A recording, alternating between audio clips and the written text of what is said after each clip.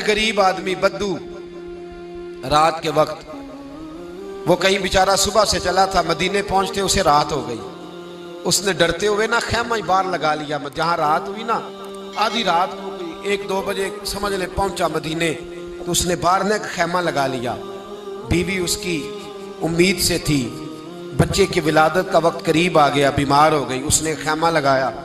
बीवी अंदर है, हजरत उमर फारूक गश्त पे थे रात को, साथ एक गुलाम था।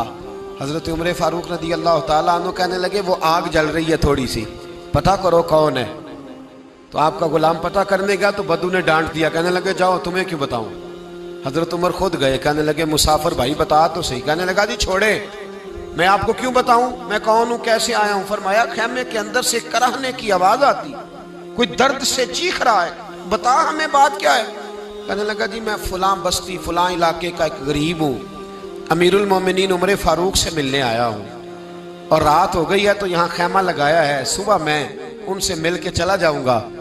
तो रात को तकलीफ देना पसंद नहीं किया, तो मेरी बीवी उम्मीद से थी, अब बच्चे की विलादत का वक्त करीब है, पास कोई नहीं। हजरत उमर कहने लगे तू ठहर, मैं अभी आया। चेहरे पे नकाब है, उसे बताया नहीं मैं ही अमीरुल मोमिनीन। उमर दौड़े गए, अपनी जौजा से कहने लगे अगर तुझे बहुत बड़ा अजर मिल रहा हो तो हासिल करेगी। क्या करूंगी। तो कहने लगे चल फिर मेरे साथ, बहुत बड़ा अजर है। एक दोस्त के यहाँ विलादत का वक्त है, जरूरत की चीजें साथ ले लो। उस औरत ने थोड़े दाने ले लिए, घी ले लिया। हजरत उमर से कहने लगी लकड़ियां इकट्ठी कर ले। अमीरुल मोमिनीन, काउंसलर की बात नहीं बता रहा आपको, मैं आपको एमपीए की बात नहीं बता रहा, एमएनए की बात नहीं बता रहा, जो 10 गांव को मिला के चेयरमैन बना उसकी बात नहीं बता रहा, उसकी बात बता रहा हूं जो 22 लाख मुरब्बा मील का हुक्मरान है। उसकी बात बता रहा हूं जो गली से गुजरे तो शैतान रास्ता ही बदल जाता है। उसकी बात बता रहा हूं जिसके बारे में मेरे मुस्तफा करीम सल्लल्लाहु ताला अलैहि वसल्लम ने फरमाया मेरा उम्र तो वो है कि 950 साल हजरत जिब्रील भी इसकी शान बयान करें तो अजमत खत्म नहीं होती। इतना बड़ा शख्स। हजरत उमर ने लकड़ियां इकट्ठी की, ईंटों का रोड़े लेके चूल्हा बनाया, पहुंच गए। आपकी जौजा कहने लगी ये थोड़े दाने डालने, घी डालने और एक लकड़ी लेके इसको हिलाएं, तैयार करें। खुद जौजा अंदर चली गई, हजरत उमर बाहर पकाने लगे। वो बद्दू कहता है मैं इस तरह का उनके साथ बिहेव करने लगा जैसे को किसी चौकीदार के साथ नहीं करता। मैंने समझा ये उमर ने चौकीदार रखे आने जाने वाले मेहमानों का।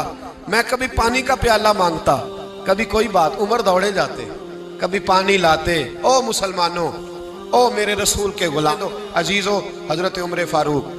वो गुलाम कहता है मैं उमर से कहता, मैं कहता गुलाम पानी ला, तो उमर दौड़ के पानी लाते। मैं कहता तुझे घी पकाना भी आता है, पहले भी कभी पकाया है? तो उमर फरमाते कोशिश तो कर रहा हूं। मैं कहता पहले भी कभी तेरी बीवी ने ये काम किया है? तो हजरत उमर कहने लगे मुझे याद नहीं, पूछ के बताऊंगा। कहते हैं क्या रंग था, क्या अंदाज था, क्या मुस्तफा की तरबियत थी, क्या अंदाज हुजूर ने सिखाए गुलामों को। ये किस तरह का अमीर है कि ये हंडिया पका रहा है, फूंके मार रहा है एक गरीब के लिए, देहाती के लिए जिसे जानते भी नहीं। अंदर उस शख्स की बीवी के यहाँ बेटा पैदा हुआ तो हजरत उमर की बीवी अंदर से बोल के कहने लगी अमीरुल मोमिनीन मुबारक हो, आपके दोस्त के यहाँ बेटा पैदा हुआ है। जब कहा ना अमीरुल मोमिनीन मुबारक हो, तो वो शख्स कहता है मेरे हाथ कांपने लगे और मैं इस तरह दौड़ा कि मेरी पगड़ी गिर गई। मैं दौड़ा तो उमर ने बुलाया, कहा किधर जाते हो? कहने लगा आप अमीरुल मोमिनीन हैं, आप अमीरुल मोमिनीन, आप उमर हैं। कैसर और किसरा जिसके नाम से कांपे आप वो हैं, जिसे मुस्तफा ने दुआ मांग के अल्लाह से मांगा वो वाले उमर है आप, जिसके लिए अलीउल मुर्तजा फरमाते हैं मैं रोज दुआ करता हूं वो वाले उमर है, जिसके बारे में अबू बकर सिद्दीक ने फरमाया था कि मैं अल्लाह से कहूंगा मौला जो तेरे महबूब की उम्मत के हक में सबसे बेहतर था मैं उसे खलीफा बना के, वो वाले उमर है। उमर अमीरुल मोमिनीन की बीवी वो तो खातून अव्वल होती है, वो तो मलका होती है, और तेरी बीवी दाई बनकर एक गरीब के बच्चे के पास बैठी रही विलादत के वक्त। उमर अमीरुल मोमिनीन होके तेरी दाढ़ी सारी धुएं से भर गई, तो ड्यूटी करता रहा। तो सैयदना उमर रो पड़े और उस बद्दू को सीने से लगा के कहने लगे तुझे पता नहीं तू कहाँ आया है, इस शहर का पता है? उसने कहा हुजूर कहाँ है? फरमाया ये मेरे नबी का मदीना है, ये मुस्तफ़ा का मदीना है। यहाँ अमीरों का इस्तकबाल नहीं होता, यहाँ गरीबों के इस्तकबाल होते।